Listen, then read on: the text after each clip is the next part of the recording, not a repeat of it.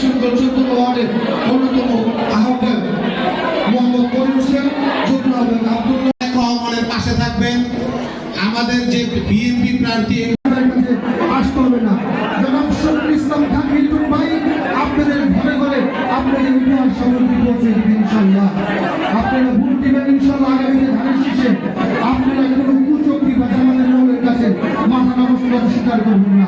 যারা কথায় কথায় মিথ্যা বলে, যারা কথায় কথায় আপনাদেরকে করে আপনারা দয়া করে এখানে উপস্থিত অনেক নেতৃবৃন্দের সাথে আপনাদের যোগাযোগ আছে, আপনারা দয়া করে জানাবেন, আমরা আপনাদের পক্ষ থেকে ব্যবস্থা গ্রহণ করব।